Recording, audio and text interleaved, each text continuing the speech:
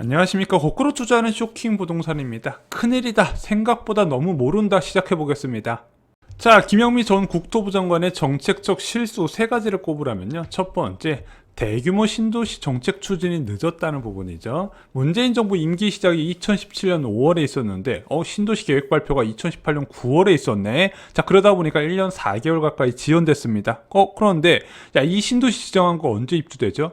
2025년에 입주되죠. 그럼 문재인 정부에서는 솔직히 이 공급 확대 효과를 볼 수가 없다는 겁니다. 그래서 문재인 정부 내내 이 공급 부족 이슈가 나오는 거예요. 두 번째는요, 부동산 시장 과열 판단이 늦어서 개입 타이밍을 항상 놓쳤다는 거죠. 왜? 잘못된 통계를 사용하니까 시장은 과열돼서 난리인데 한국감정원 통계만 보면서 야, 집값 안정됐다 이런 얘기만 하고 있었다는 거죠. 세 번째는요, 투자 수요 억제책의 빈틈이 많았습니다. 자, 부동산 시장 과열됐을 때 개입할 수 있는 방법은 두 가지예요. 첫 번째는 공급을 크게 늘리는 방안, 두 번째는요, 강력한 투자 수요 억제책을 발표해야 되는데 여기에 빈틈이 많으면서 지속적으로 투자 수요 유입이 들어왔다는 거죠. 어지러 임대사업자 제도나 법인 제도를 통해서 주택시장에 계속해서 투자 수요 유입이 되면서 가격이 올라갔다는 부분입니다.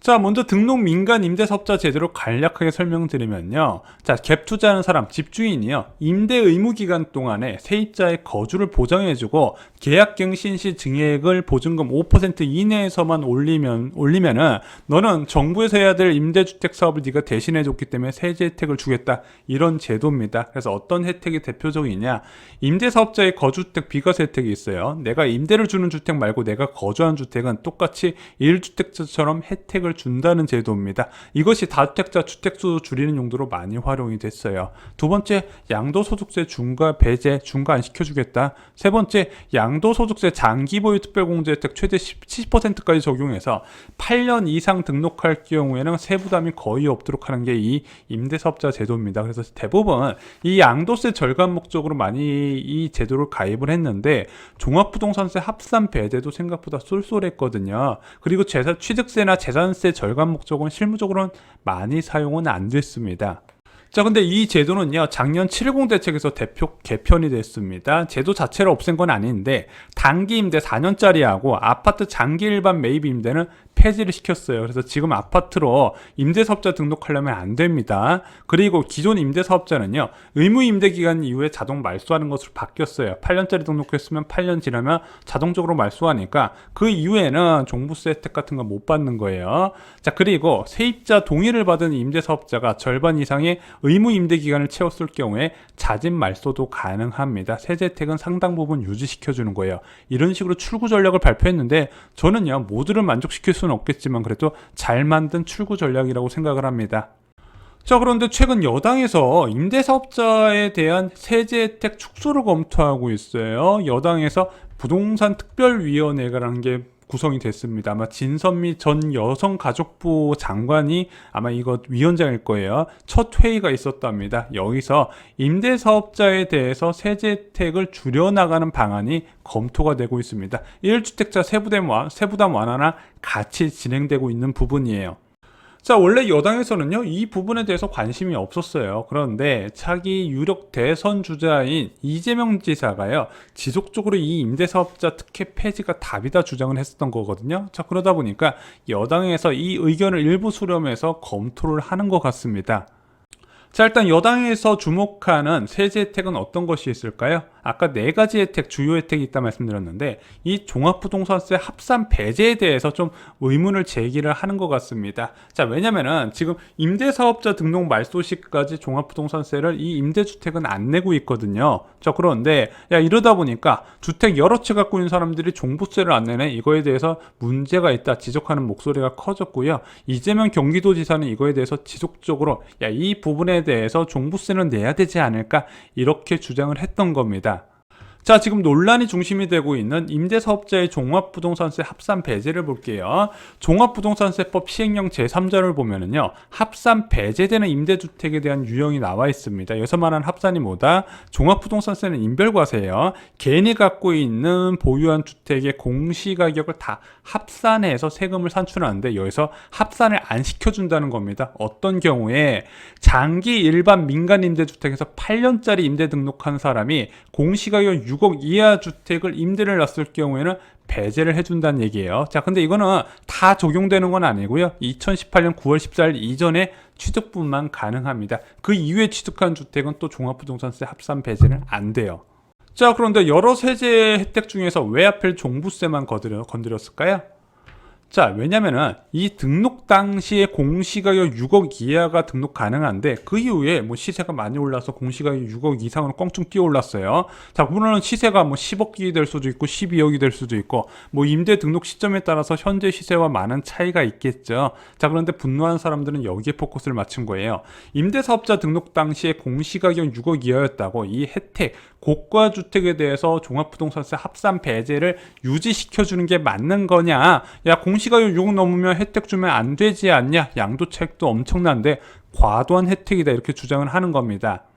또 많은 분들이 이 임대사업자 제도 때문에 집값이 안 떨어진다고 생각을 해요. 저 사람들의 매물을 다 움켜쥐고 있으니까 집값이 안 떨어진다, 시장의 매물 봐라, 정말로 없잖아, 다 저 사람들 때문이다. 자, 그런데 이 임대사업자 세제 혜택 보호막을 걷어버리면 종합부동산세가 무서워서 싸게 팔 거다, 이렇게 주장하시는 분들이 굉장히 많죠. 자, 제가 임대사업자 편을 들자는 게 아니라, 자, 이분들의 주장이 좀 잘못된 부분이 있다는 게, 왜냐면은 이런 주장이 뒷받침되기 위해서는 두 가지가 전제되어야 됩니다. 첫 번째, 서울의 아파트 투자자 중에서 임대사업자 비율이 높은 비중을 차지해야 돼요. 자, 그래서 상당수 임대사업자가 지금 아파트 투자자로 되어 있어서 이 사람들이 매물을 못 내놓고 시장의 매물 잠김 효과를 부르고 있었다는 전제가 있어야 되고요. 또 하나, 이 사람들이 종부세 보호막을 못 받을 경우에 이 종합부동산세가 너무 강해서 어쩔 수 없이 팔아야 된다는 압력을 느낄 정도로 종부세가 세야 된다는 건데, 자, 예시를 하나 들어보겠습니다. 자, 작년 710 부동산 대책에서 임대사업자 자동말소 제도가 도입되면서 작년 말까지 27만 채의 수도권의 임대주택이 자동 말소가 됐고 종합부동산세 대상자가 됐습니다. 집값 조정 받았나요? 안 받았죠. 오히려 더 올랐죠. 자, 이 원인을 찾기 위해서 수도권 아파트 단지의 임대사업자 비율부터 찾아봐야 됩니다. 렌트온 임대주택 찾기 메뉴에서 단지별 임대사업자의 주택수가 확인이 가능합니다. 자, 이렇게 찾아보시면 아시겠지만요, 각 단지별로 이렇게 숫자가 나와 있거든요. 임대사업자 수 생각보다 많지 않아요. 특히 여기서 4년 종부세 합산 배제 못 받는 4년짜리 임대주택 제외하고 보면 실제적으로 더 줄어듭니다. 그래서 많아봤자 저는 아파트 단지는 3에서 4% 차지한다고 말씀을 드렸어요. 왜냐면은 좀 많은 단지들이 있어요. 대부분 월세 목적인 복도용 아파트 단지나 최근 집값 급등했을 때 신축 아파트, 그리고 일부 재건축 아파트에서는 임대사업자 비율이 많기는 한데 절반 가까이 차지하는 투자 수요 중 극히 일부밖에 안 된다는 겁니다. 대부분은 임대사업자 등록 안 하고 그냥 갭 투자하고 있는 사람들이 많다는 거예요. 자, 또 하나 살펴볼게요. 이번에 크게 강화된 종합부동산세 제도 개편에 집값이 많이 잡혔나요? 과세 기준은 6월 1일인데 잠깐 급매물 나왔다고 말아버렸죠. 자, 임대사업자 제도를 보호를 못 받는 투자자들이 다수임에도 불구하고 종부세를 전혀 무서워하지 않는다는 겁니다. 낮은 실효세율의 문제인 거예요. 조세연구원에서 분석했을 때 한국의 보유세 실효세율이 0.16%로 주요 국가 중에서 가장 낮은 수준을 기록을 했습니다. 그래서 여기서 말하는 세율 6%는요, 음마아파트 10채 이렇게 갖고 있는 사람들이 해당되는 거고요. 실질적으로는요, 세부담이 거의 없다, 이렇게 보시면 될 것 같아요. 부담을 느낀다 하더라도 집값 상승에 비하면 그냥 세 발의 피 수준이기 때문에 종부세가 무서워서 집값을 판다는 건 현재로서는 맞는 주장은 아닙니다. 자, 저희가 여러 번 말씀드리지만 부동산 시장 불안의 주요한 원인은요, 금리적인 측면하고 공급적인 부분이 가장 크게 영향을 한다. 그래서 이 두 가지가 부동산 시장에 상승 압력을 지속시키고 있는 상황에서 보유세 조금 늘어난다고 집을 팔 사람 거의 없다는 겁니다. 왜? 이 집을 판 다음에 현금 보유하는 것 자체를 꺼려 한다는 거예요. 게다가 이런 갭 투자자들은요, 전세 가격이 급락하지 불안하지 않으면 웬만하면 팔지 않습니다. 근데 공급적인 부분이 지금 전세 가격이 대폭 하락을 가리키기 어려운 상황이에요. 금리와 공급 모두 다 전세 가격이 갭 투자자가 불안을 느낄 정도로 하락하지 못하는 한계가 있다는 거죠.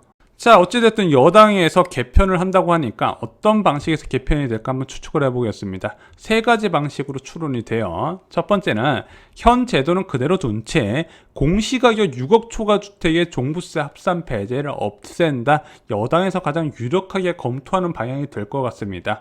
자, 두 번째는요, 임대사업자 제도 자체를 없앤다. 이재명 지사의 주장처럼 과도한 혜택이니까 없애버린다는 주장, 이것도 검토를 할 것 같기는 합니다. 근데 제 생각은요, 그냥 그대로 둘 것 같아요. 공부해보면 이거 왜 건들면 안 되는지 알게 될 겁니다.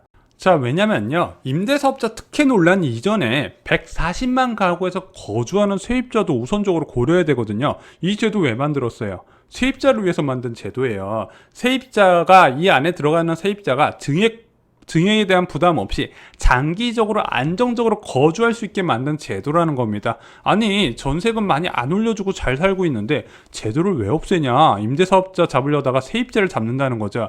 그리고 상당수 세입자들이 이 임대사업자 매물을 잡기 위해서 전세금을 더 주고 들어왔거든요. 야, 그럼 그런 사람들한테 하루아침에 야, 이거 임대사업자 특혜니까 나가라, 이게 말이 안 된다는 거죠. 자, 그래서 어설픈 대응이 논란을 더욱 키울 가능성이 있습니다. 자, 임대사업자 반발하겠죠. 세입자는 더 반발하겠죠. 모두 무시하고 제도 폐지해버렸어요. 근데 집값 안 떨어지네? 당연히 안 떨어지죠. 집값을 움직이는 주요 요소는 금리와 공급이라고 말씀드렸습니다. 어떤 특정 제도 하나 때문에 집값이 오르고 내리질 않아요. 자, 그런데 이런 식으로 집값 안 떨어지네 하고 있는데 세입자 전세금만 짠뜩 올려놨다는 거죠. 이것처럼 바보 같은 짓이 어디 있습니까? 또 하나, 자, 그러면은 현재 임대사업자 제도를 그대로 두고 보유세만 올리면 이 사람들이 가만히 있겠냐 이거죠. 못 팔게 막아놓고 세금만 올리면 어떡하냐. 전세금도 하나도 못 올리고 있는데, 이런 논란이 키워질 가능성이 있다는 겁니다. 자, 이런 내용을요, 여당에서 검토를 하고 있고 그것을 언론에 보도한 것 자체가 현재 부동산 정책에 대한 이해가 부족하고 정부나 여당에서 부동산 정책의 중심을 잡아줄 컨트롤 타워가 없다는 게 티가 난다는 거죠. 자, 작년 7.10 부동산 대책에서 정부가 이 임대사업자 출구 전략을 잘 만들었어요. 왜 그것을 건들려고 한다 이거죠. 자, 정말 다주택자인 임대사업자가 싫다면 과연 지금 임대사업자 제도를 폐지해버린 게 맞냐? 아니라는 거죠. 금리 정상화와 신도시 입주가 많아지는 시기에 말소를 시켜야 된다는 겁니다. 지금 같은 바닥금리에서는요, 오히려 임대사업자의 제도를 없애버리면요, 갭 투자자들이 더 좋아할 수도 있어요. 왜냐하면 제값을 못 받게 하려면요, 기존 금리가 1.75% 이상 유지되면서 3기 신도시 입주가 본격적으로 진행되면서 전세값이 불안할 때 임대사업자 말소를 시켜버려야 되는데, 자, 지금 상당수 아파트 갭 투자자는 2025년에서 2026년에 말소되거든요. 3기 신도시 입주가 이때부터 시작이 돼요. 이때 자동 말소되는 임대사업자들은 곡소리가 날 겁니다. 게다가 보유세는요, 이때 훨씬 올라가요. 왜? 공시가격 대비 90%까지 올라가잖아요. 자, 그러면은 굳이 지금 말소시켜서 잘 될 이유가 하나도 없다는 겁니다. 너무 감정적으로 대응하다, 그리고 이 감정적 대응 과정에서 지금 부동산 정책의 이해가 얼마나 부족한지도 티가 난다는 겁니다. 이상으로 쇼킹 부동산 마칩니다. 좋아요, 구독, 공유 꼭 부탁드립니다. 감사합니다.